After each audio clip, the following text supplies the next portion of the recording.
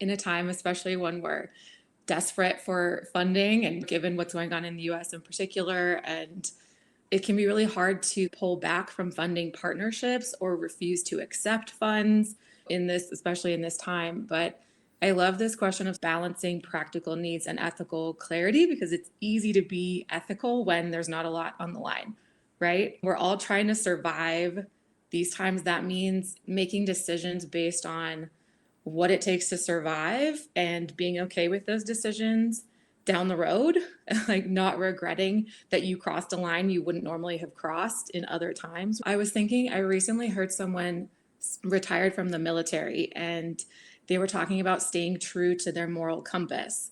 And it was just making me think that we're all constantly having our morals and our ethics tested.